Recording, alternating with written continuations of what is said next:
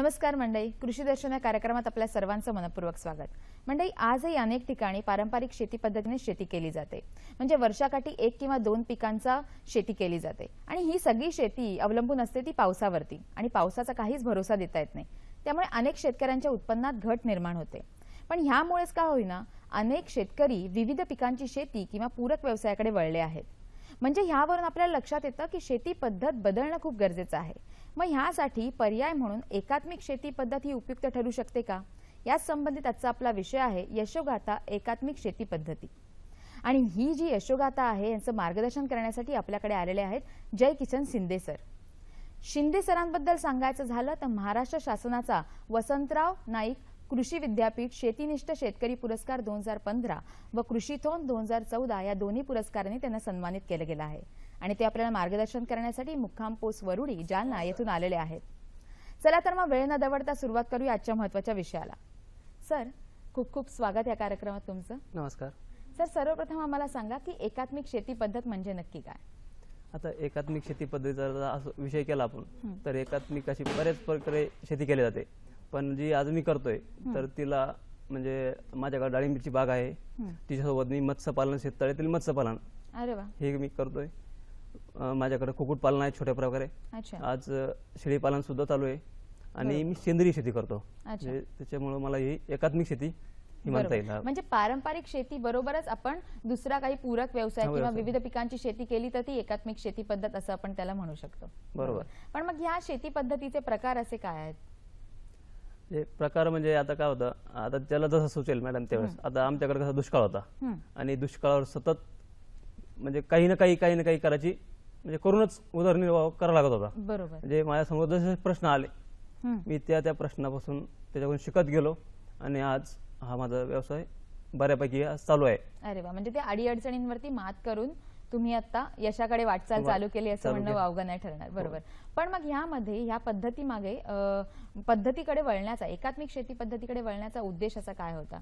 उद्देश असा होता की पुराणी जी शेती करत होतो आम्ही तर ती रासायनिक शेती होती। अच्छा। आणि रासायनिक शेतीवर खर्च खूप होता आणि जमिनीचा प्रतही खालावत होते। अच्छा। आणि त्याच्यामुळे मला ते परवडत नव्हतं, खर्च जास्त यायचा, उत्पादन कमी यायचं। आणि आज माझं तसं होत नाही, माझा खर्च कमी झाला, उत्पादन वाढलंय। अच्छा। पण मग आता तुम्ही किती वर्षापासून शेती करतायत आणि तुमची किती एकर शेती आहे?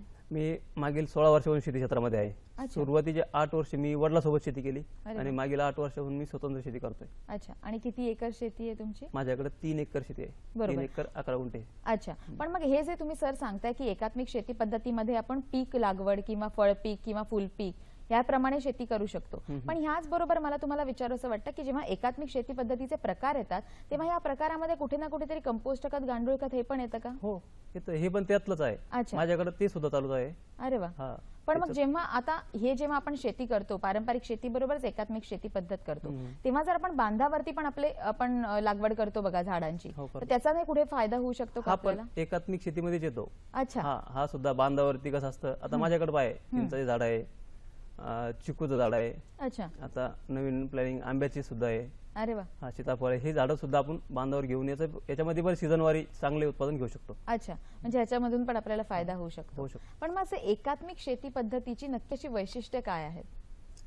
त्याची नक्की वैशिष्ट्य अशी आहेत मॅडम की ज्यावेळेस आपण शेती करतो आणि एखाद्या बाजारभाव एखाद्या पिकाचा पडला आणि पुढच्या 2 महिन्याला आपल्याकडे दुसरं काहीच नसतं, तर हे जर एकात्मिक एकावर एक अवलंबून असलं तर पुढच्या 2 महिन्यामध्ये आपल्याकडे शेतकऱ्याकडे काही ना काही उत्पादन देण्यासाठी बरोबर काही ना काहीतरी असतं।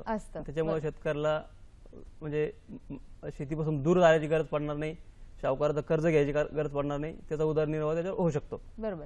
म्हणजे ते चालू राहील, कुठेही त्यांना तोटा किंवा हे नाही पडणार। जसं आपण आधी मी जसं म्हटलं की पारंपरिक शेती करताना आपण वर्षाकाठी 1 किंवा 2 पिकं घ्यायचो, तर आता तसं नाही होऊ शकणार। तसं नाही होत आणि पूरक व्यवसाय आहेच आपल्याला मदत करण्यासाठी। प्रत्येक 1.5-2 महिन्यामध्ये काही ना काही करून सनी उत्पादन आपल्याला मिळते। अच्छा, बरोबर। पण मग ह्या सगळ्यामध्ये आपल्याला महत्त्वाचं असतं जमीन, कारण का जमिनीची सुपीकता टिकवून ठेवणं, जेव्हा आपण अनेक पिकं घेतो तेव्हा टिकवून ठेवणं हे खूप महत्त्वाचं असतं। तर त्याबद्दल तुम्ही काय सांगाल? तुम्ही सुपीकता कशा प्रकारे टिकवून ठेवता? सुपीकतेसाठी मी सेंद्रिय शेतीकडे वळलेलो आहे। अच्छा। आज माझ्याकडे पंचगव्य असेल, जीवामृत असेल, फिश अमिनो ऍसिड असेल, S9 कल्चर असेल, डिकंपोजर असेल, वर्मी वॉश असेल, असे मी कितीतरी प्रयोग माझ्याकडे चालू आहे आणि आजही ते यशस्वी मी किती करतोय। अच्छा, बरोबर. म्हणजे अशा प्रकारे तुम्ही जमिनीची सुपीकता टिकवून ठेवताय सेंद्रिय पद्धतीने. सेंद्रिय. पण जेव्हा आपण विचार करतो की जेव्हा त्या जमिनीमध्ये सेंद्रिय कर्बाचं प्रमाण तुम्ही कशा प्रकारे टिकवून ठेवताय, ते आता किती आहे? आता मॅडम ज्यावेळेस मी 2012च्या अगोदर रासायनिक शेती करायचो, तर सुरुवातीला माझ्याकडं सेंद्रिय कर्ब माझा 0.28 होता. म्हणजे त्यावेळेस सुद्धा आम्ही शेणखत टाकत होतो. अच्छा. आणि नंतरचा जो प्रमाण होता, मी 15 ज्यावेळेस परत केला तर 0.39 पर्यंत आला होता. आणि आताचा माझा सेंद्रिय कर्बाचा प्रकार हा 0.80 पर्यंत गेलाय. अरे वा. म्हणजे तुम्ही ते सेंद्रिय पद्धतीने घरच्या घरी जे तुम्ही हे करताय त्याचा खरंच खूप चांगला परिणाम आपल्याला जमिनीवरती दिसून येतो आणि जेवढी जमिनीची सुपीकता तेवढंच आपल्याला चांगलं उत्पन्न मिळू शकतं. मिळतात शक्य, त्याच्यात म्हणजे वादच नाही. नक्कीच. पण मग ह्या सगळ्यामध्ये असं जसं जमिनीची सुपीकता आपल्याला महत्वाची आहे तसं कुठे ना कुठेतरी पाणी व्यवस्थापनही आपल्याला महत्वाचं आहे. कारण का जसं मी आधी उल्लेख केला, पाण्याशिवाय आपली शेती होऊच नाही शकत. तर ह्या सगळ्यामध्ये मग तुम्ही पाणी व्यवस्थापनाचं काय तुम्ही सांगाल? मॅडम, पाण्याविना तर शेती होऊच शकत नाही. आणि आजही जर बघितलं तर आमच्या कुठंच म्हणजे इतका पाऊस कमी झालेला आहे. मागील वर्ष जे उरलेलं पाणी होतं तळ्यात, म्हणजे बागा म्हणजे ज्यावेळेस जिवंत ठेवून पाणी उरलं होतं, त्याच्यातच आम्ही यावर्षी काही टँकरनं पाणी टाकून शेततलावामध्ये पाणी घेतलं. अच्छा. आणि आज बाग ही त्या तलावावर चालू आहे. अरे वा. म्हणजे पहिलं जे दुष्काळाचं सावट जे आलेलं त्याच्यावरती मात करून तुम्ही आता पाणी व्यवस्थापन करून चांगली बहरलेली बाग तुमची आहे, हे खूप चांगलं आहे. पण मग अशा प्रकारे तुम्ही पाणी व्यवस्थापन केलेलं आहे. सगळ्याच पिकांसाठी तुम्हाला मग हे पुरतं पाणी? नाही, पुरावं लागतं. अच्छा. पुरत नाही, सगळं ड्रिपना पाणी. आणि पण सेंद्रिय पद्धतीने कुठे ना कुठे. सेंद्रिय पद्धतीने काय होतं, पाणी कमी लागते. अच्छा. कमी पाण्यात सुद्धा काही हवेतून बाष्पीभवनातून जे सकाळचं पाणी असतं, आर्द्रता, ते झाड शोषून घेतं आणि ती भागून जाते, त्याच्यावरून त्याची भूक भागवते. अरे वा. सेंद्रिय शेतीचा हा एक मोठा फायदा आहे. अरे वा, चांगलं आहे. पण मग आता जेव्हा आपण वेगवेगळ्या पिकांचं उत्पन्न घेत असतो तर त्यामध्ये किती नफा किंवा किती तोटा होतो, त्याबद्दल तुम्ही काय सांगाल? आता काय होतं, ज्यावेळेस आपण रासायनिक शेती घेतो तर रासायनिक शेतीमध्ये केमिकलचा खूप खर्च येतो आणि तिथं म्हणजे थोडंसं तोट्याकडे जातो आपण. आणि मी माझे अनुभव सांगतो की मी सेंद्रिय शेती ज्यावेळेस करायला लागलो तर त्यावेळेस माझ्या शेतीला पाणी सुद्धा कमी लागते. अरे वा. ही म्हणजे पाण्याची बचत होते, इकडे खर्चाची बचत आणि उत्पादनात आपली वाढ होते. अच्छा. म्हणजे याप्रमाणे तुम्हाला त्याचा लाभ होतोय किंवा फायदा होतोय. पण मग ह्यामध्ये म्हणजे अशा प्रकारे तुम्हाला नफा होतोय आणि जेणेकरून जास्तीत जास्त उत्पन्न तुम्हाला मिळतंय. नक्कीच. पण मग सर, जेव्हा आपण बघतो की आता आधुनिक तंत्रज्ञान विकसित होत आहे आणि प्रत्येक जण शेतीमधून जास्तीत जास्त फायदा करून घेण्यासाठी वेगवेगळ्या तंत्रज्ञानाचा मदत घेत आहे, तर तुम्ही तुमच्या बाबतीत असं काही झालं का? तुम्ही काही तांत्रिक सहाय्य घेतलं का? हा, तांत्रिक सहाय्य घेतलंच ना. अच्छा. हो, तांत्रिक सहाय्य घेतलं. पण मग त्यासाठी मग प्रशिक्षण काय, ते आम्हाला सविस्तररित्या सांगा. आता तांत्रिक सहाय्य कसं होतं की कृषी विभागाकडून मला बऱ्याच गोष्टीचं म्हणजे योजना वगैरे मिळाल्या. परत आत्मा असेल, KVK असेल, विद्यापीठ असेल, विद्यापीठांचा मला मार्गदर्शनासाठी खूप मोठा फरक झाला. अच्छा. बरोबर. म्हणजे ह्यामुळे तुम्हाला प्रशिक्षण मिळालं आणि तुम्ही त्याचा अवलंब तांत्रिक सहाय्यात केलात. हो, बरोबर. पण मग हे जेव्हा आपण करतो एकात्मिक शेती पद्धतीचा, तुम्ही 16 वर्षापासून शेती करताय, 8 वर्षापासून तुम्ही स्वतः एकटे शेती करताय, तेव्हा असं नाही होत की कुठल्याच अडीअडचणी येत नाहीत? अडीअडचणींना सामोरं आपल्याला जावंच लागतं. तेव्हा अशा कुठल्या प्रमुख अडीअडचणी आल्या ज्यांच्यावरती मात करून तुम्ही आता आमच्या समोर आहात आणि एवढं यश संपादन केलं, त्याबद्दल काय सांगाल? अडचणी तर खूप आल्या मॅडम, तर सांगणं तर शक्य नाहीये. पण मी बऱ्यापैकी ते सगळं त्याच्यावर मात केली. आज विद्यापीठाची मी संपर्कात होतो, कृषी विज्ञान केंद्राच्या संपर्कात होतो, कृषी विभागाच्या संपर्कात होतो. त्यांचं जे सगळं मार्गदर्शन होतं मी स्वतःवर वापरलं आणि आज माझी वाटचाल बरी आहे. अच्छा. म्हणजे तुम्हाला इथे कुठे ना कुठेतरी कृषी तंत्रज्ञानाचा किंवा कृषी केंद्राचाही उपयोग झाला, त्यांचं सहाय्य मिळालं. बरोबर. पण मग आता तुमच्या शेतीमध्ये काय लागवड केली आहे तुम्ही? आता सध्या माझ्या शेतीवर 1.5 एकर डाळिंब आहे. अच्छा. 1 एकर तुतीची लागवड मी आता नवीन केली. अरे वा. आणि 20 गुंठे माझा शेततलाव आहे, आम्ही दोघा भावात केलाय तो. अच्छा. 20 गुंठे तलाव आहे. अरे वा. आता जे तुम्ही उल्लेख केला तुती लागवड, मग तुती लागवड करतानाचा तुमचा अनुभव सांगा की त्याच्यासाठी तुम्ही कशा प्रकारे एवढं हे कष्ट केलेत? आता तुती लागवडीचं आम्ही म्हणजे माझं पहिलं वर्ष होतं. अच्छा. मागच्या 2018ला मी लागवड केली, 29 जुलै 2018ला.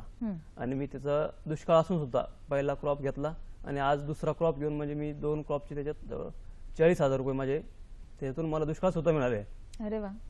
म्हणजे तुती लागवडीमुळे तुम्हाला एवढा फायदा होऊ शकला.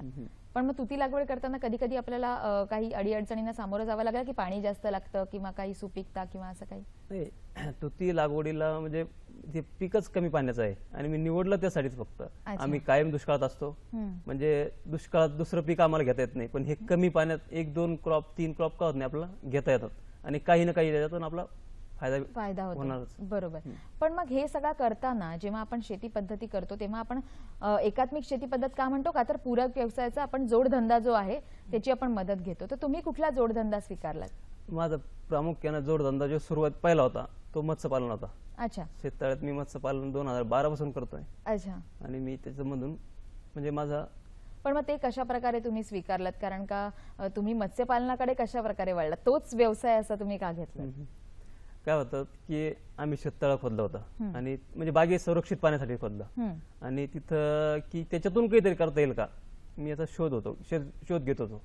आणि ॲग्राऊंडला ज्यावेळेस मला ते कळलं की याच्यातून विद्यापीठातून दापोली कोकण कृषी विद्यापीठातून याच्यात काहीतरी होऊ शकतं. मी सचिन साटम सरांचे लेख वाचले, रवींद्र बोंद्रे सर, आणि मी तिथं 2014ला एक ट्रेनिंग घेऊन आलो. अच्छा. हां, 2014ला ज्यावेळेस मी 5 दिवसात ट्रेनिंग घेतलं आणि तिथून ही शेती बहरली. बरोबर.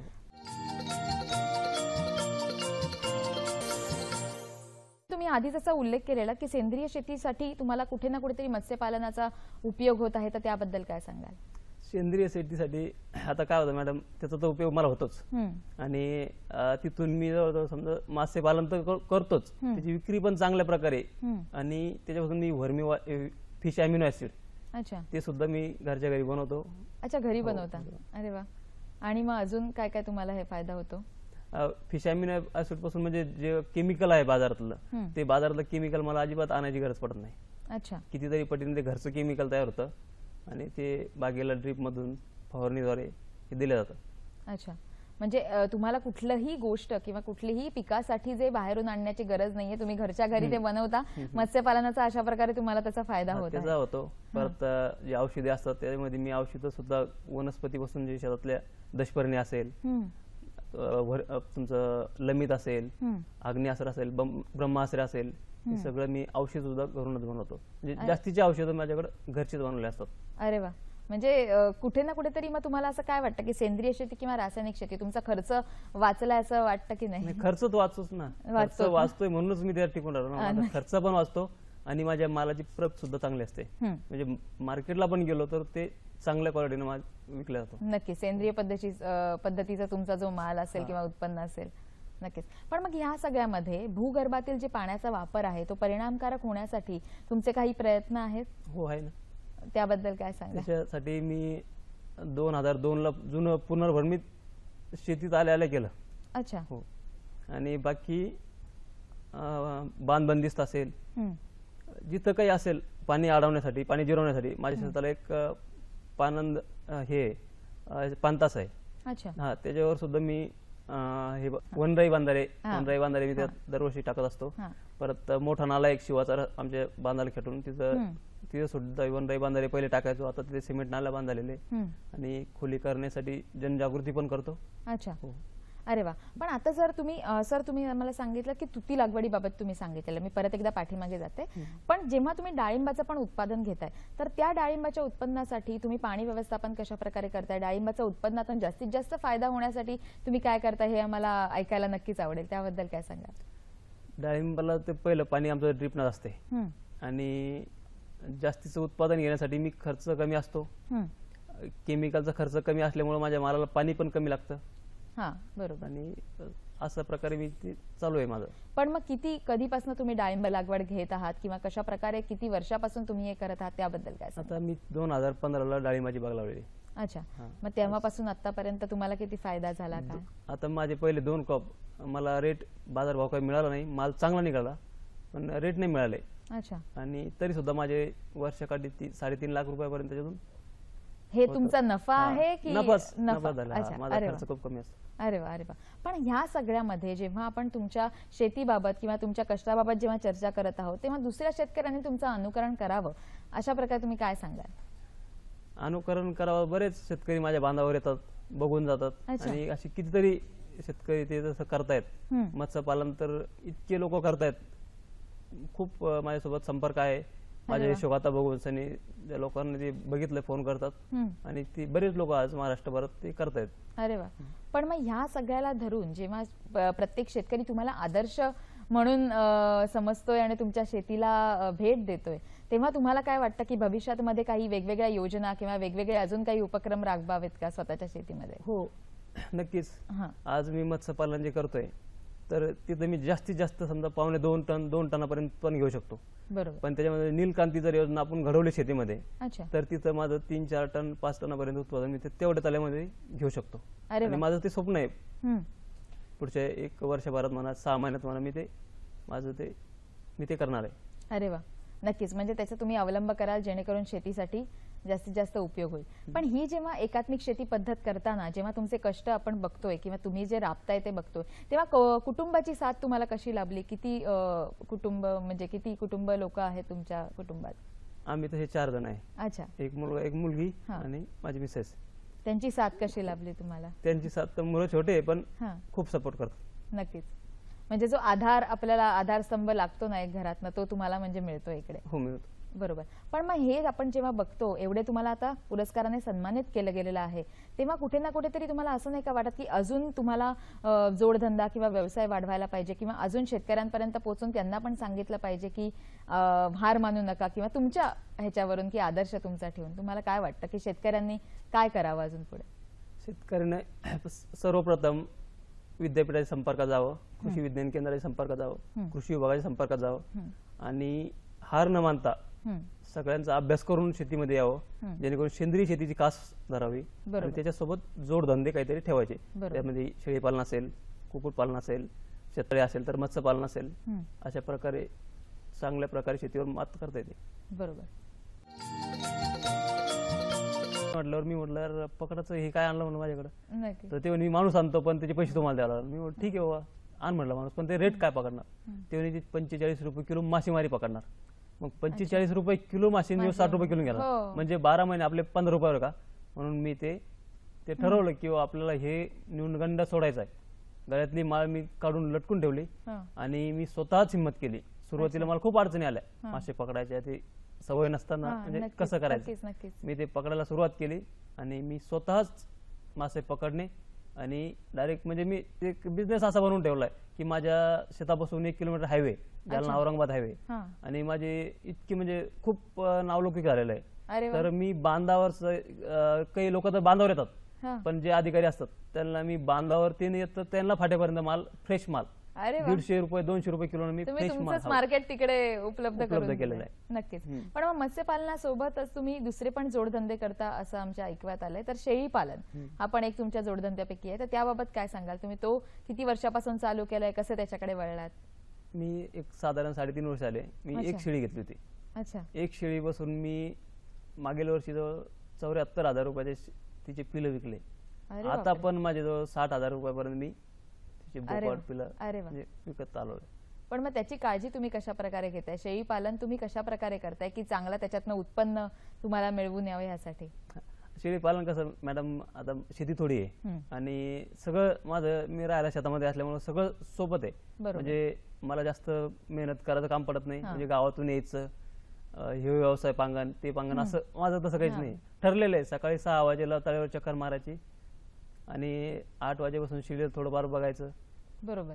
असं म्हणजे मला काही असं त्रास. पण त्यासाठी काही गोठा बांध शेळीसाठी किंवा शेळीच्या संरक्षणासाठी, कारण का त्याच्यावरती काही रोग आजार पडले तर त्यासाठी तुम्ही काय काळजी घेता? त्याच्यावर काय होतं, मी कृषी विज्ञान केंद्राकडून ट्रेनिंग घेतलेलं आहे आणि ट्रेनिंग बरेच डॉक्टर लोकांसोबत माझा संपर्क आहे. अच्छा. तर माझ्याकडे आजार वगैरे तर काही येतच नाही. अच्छा. आणि गोठा मी छोटा बांधून ठेवला आहे. अच्छा. जास्त मोठा नाहीये पण छोटा गोठा माझ्याकडे आहे. मी त्याच्यातूनच माझा उदरनिर्वाह शेळी व्यवसायामध्ये चालू आहे. अरे वा. पण मग शेळीमधून जी मिळणार, आता शेळीचा जो मल असेल किंवा शेळीचं दूध असेल, तर त्याचा पण तुम्हाला काही फायदा होतो का? नाही, दुधाचं माझ्याकडे कसं, मी शेळीचं दूध काही काढत नाही, पण ते पिलांना दूध असतं, जे तिचे पिलं असतात, तर त्याच्यामुळे ते स्ट्रॉंग पण असतात आणि बिमार पिलं पडत नाही दूध जास्त असल्यामुळे. बरोबर. आम्ही दूध घरी काढत नाही शेळीचं. नक्कीच नक्कीच. म्हणजे मग जेव्हा तुम्हाला शेळीमधून मग फायदा, तुम्हाला किती वर्षाकाठी असा किती फायदा होतो ह्या जोडधंद्यामधून? किती पण कमी झाला मॅडम, तरी पण माझा 60,000 रुपयाच्या आत तर शेळी व्यवसायातून येत नाही, 60,000पेक्षा पुढेच का? अरे वा. पण मग आता किती शेळ्या आहेत तुमच्याकडे? साधारण 3-4 शाळा असतात आता. त्याच्यामधून तुम्हाला एवढा चांगला फायदा होतोय वर्षाकाठी? प्रत्येक 6 महिन्याला माझं ते थोप विकल्या जाते. कधी बाजार पडला असतं तर मग 2-3 महिने एक्स्ट्रा राहते. अच्छा. पण म्हणजे अशा प्रकारे तो जोडधंदा किंवा पूरक व्यवसाय जे आपण म्हणतो तो मदत करतोय. हो. पण मग ह्यासोबतच तुम्ही कुक्कुटपालन पण करता. तर कुक्कुटपालन मग तुम्ही पोल्ट्री हाऊस किंवा हे जे तुम्ही सुरू केलं आहे तर ते कशा प्रकारे सुरू केलंय? कुक्कुटपालनचा करण्याचा माझा उद्देश म्हणजे हा नव्हता. आता काय झालं, माझ्याकडे मी मत्स्यपालन करतो आणि मत्स्यपालन व्यवसाय असा आहे मॅडम की जो 8 महिने तर तो पकडता येत नाही माझ्याकडे. म्हणजे माझा तलाव खूप खोल असल्यामुळं मासे पकडता येत नाही. आणि ज्यावेळेस आपण जून जुलैला मासे टाकतो तर तो मासा काढायला पुढचेच जून यावं लागतो. अरे बापरे. तोपर्यंत आपलं म्हणजे संरक्षित पाणी बागेला लागतं. बागेला पाणी हे मे मध्ये एप्रिल मध्ये लागतं आणि तोपर्यंत ते तलाव स्टोरेज असतो आणि एवढ्या खोल पाण्यातून मासे काढता येत नाही. तर जूनला ज्यावेळेस पाणी कमी होतं आणि माझी प्लॅनिंग असते 7 जूनला ओपनिंग असतं, मत्स्यपालनाचं ओपनिंग 7 जूनला असतं. 7 जून हा एक मासे खाण्याचा खूप ठरलेला दिवस आहे. त्याच्यामध्ये माशाला मार्केट खूप असतं त्या दिवशी. हा. आणि जून जुलै मध्ये ते मासा काढतो, ऑगस्ट पर्यंत मासा संपून जातो आणि जुलैमध्ये हाप्यामध्ये दुसरा मासा सोडला असतो. पण मधले अदर मध्ये काय असायचं की माझ्याकडं मांस मागणारे लोक असायचे आणि मी त्यांना देऊ शकत नव्हतो की मासे जे लागतात मध्ये मी त्यांना देऊ शकत नव्हतो. तर मी कुक्कुटपालनचा हा प्लॅनिंग माझ्या 2 वर्षापासून माझ्या डोक्यात होता.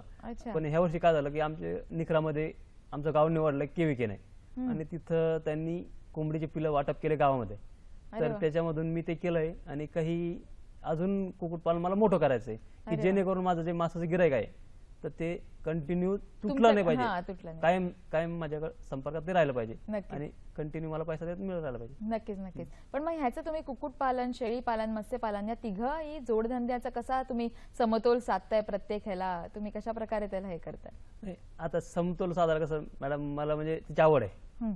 सर्वप्रथम म्हणजे मला एवढी आवड आहे या व्यवसायाची की त्याच्यामुळे मला हे सगळं सहज जमतं. पण मग कुक्कुटपालन करताना कुठल्या अडीअडचणी तुम्हाला समोर आल्यात किंवा काय? कारण का कोंबडीवरती पडणारे आजार किंवा हे रोग पण खूप आहेत किंवा त्यांचा तुम्ही मग कशा प्रकारे पालन पोषण करताय? त्यांच्यासाठी वेगळी जागा तुम्हाला करावी लागली असेल, त्याचं काय सांगा? वेगळी जागा आहे माझ्याकडे. कोंबडीची वेगळी, शेळीची वेगळी आहे. आणि काय होतं, मी साफसफाई जास्त ठेवतो. साफसफाई जास्त ठेवल्यामुळं मला तर असं आजार वगैरे काही आला नाही. शेळीमध्ये जून जुलै मध्ये आपण PPR ची लस देतो. तेव्हा तुम्ही आता एवढ्या यशाच्या वाटचालीकडे वळलेला आहात, तेव्हा आपले जे प्रेक्षक आहेत, आपले जे शेतकरी आहेत, होतकरू शेतकरी आहेत, त्यांना जाता जाता आता तुम्ही काय संदेश द्या? त्यांना जाता एकच संदेश देईल की बाबा तुम्ही हार मानू नका आणि ह्या लहरी हवामानाच्या भरोश्यावर तुम्ही बसू नका. जेणेकरून तुम्हाला त्याला पर्याय शोधा. कुक्कुटपालन असेल, शेळीपालन असेल, मत्स्यपालन असेल, सेंद्रिय शेती असेल, कंपोस्ट खत, गांडूळ खत, कंपोस्ट, गांडूळ याच्याकडे वळा आणि विद्यापीठाची साथ धरा. जेणेकरून विद्यापीठाच्या संपर्कात जा, कृषी विज्ञान केंद्र संपर्कात जा, यांच्याकडून मार्गदर्शन घ्या आणि ह्या व्यवसायामध्ये उतरा आणि याच्यावर यशस्वी मात करा. नक्कीच. प्रेक्षक हो, तुम्हाला जर तुमच्या शेतीमधून जास्तीत जास्त उत्पन्न व्हावं असेल आणि त्याचबरोबर तुमचं जर जीवनमान उंचवण्यासाठी अशी तुमची जर अपेक्षा असेल तर ह्यासाठी शेती पद्धत बदलणं खूप गरजेचं आहे. पारंपरिक शेती करावीच नाही असं नाही, पण त्याचबरोबर एकात्मिक शेतीची पण साथ सोडणं असं चुकीचं ठरेल. एकात्मिक शेतीची पण साथ आपल्याला पकडायला लागेल, कारण की आपल्याला जोडधंद्यामधून जो फायदा होतो तो शेतीमधून कुठे ना कुठेतरी आपल्याला आधार मिळतो. शिंदे सर, तुम्ही इकडे आलात आणि एवढं महत्त्वपूर्ण असं मार्गदर्शन दिलं आणि कुठेही हार मानू नका, आपल्याला अजून पुढे जायचं, यशाकडे वाटचाल आहे, हे जे आम्हाला तुम्ही संदेश दिला त्याबद्दल दूरदर्शन सह्याद्री वाहिनीतर्फे खूप खूप आभार.